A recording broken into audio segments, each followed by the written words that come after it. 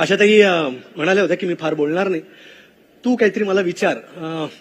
बरं, एवढा मोठा प्रवास, एवढं मोठं कर्तृत्व, म्हणजे एवढं सगळं अफाट आहे की प्रश्नोत्तराचा सिलसिला जर सुरू केला तर तो रात्रभर चालतच राहील. तर तुमच्या मनातले आणि माझ्या मनातले असे मोजके काहीतरी प्रश्न मी प्रातिनिधिक स्वरूपात आशाताईंना विचारणार आहे. आशाताई, 43-44 साली तुम्ही पहिलं गाणं गायला, तुम्ही 10 वर्षाच्या होता, तुम्ही आत्ताच सांगितलं.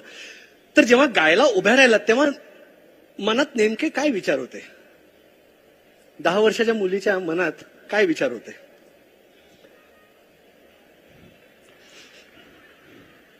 आता 10 वर्षाची मुलगी, शाळेत जाणारी मुलगी, ती पण कोल्हापूरच्या,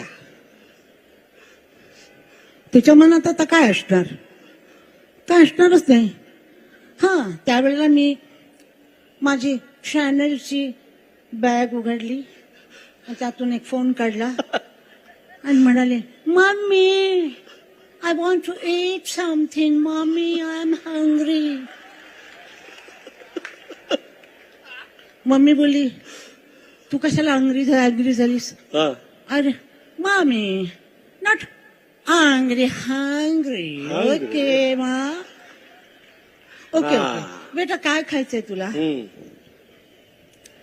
मला भूक लागली. भूक लागलं? नाही, भूक नाही. अच्छा, भूक लागली. आईनं म्हटलं, मग काय आणू? See that Zomato and call them to bring something for me, chicken or this and that. असं मी म्हटलं असेल का? अजिबात नाही. पण मला तेच म्हणायचं, असं अजिबात तुम्ही म्हटलं नसेल. पण मला विचारायचं की काय मनात काय विचार होता? थर कापत होते, घाम येत होता. असं वाटलं हा माईक घेऊन कुणीतरी जावं, मी पळून घरी जावं, असं मनात येत होतं. आणि असं मनात येत असतानाही हे आपल्याला गायचं आहे, नाही तर घरी जाऊन थपडा पडणार आहेत. आणि तसं आम्ही गाले, सगळं कोरस वगैरे होतं, लाईनी होत्या, गालो. त्यानंतर त्याचं पिक्चराईज पण केलं. बरं. त्या पिक्चरमध्ये संगीत म्हणजे म्युझिक मध्ये येणार हे नक्की होतं, पण फिल्म मध्ये जाणार हे नक्की नव्हतं.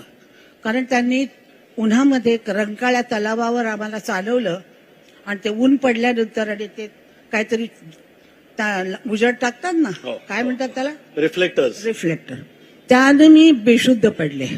त्यानंतर ठरवलं की सिनेमात काम करायचं नाही, फक्त गायचं. 46 साली ज्यावेळेला फिल्म लाईन मध्ये मी गायला आले, Hindi film line, not Marathi.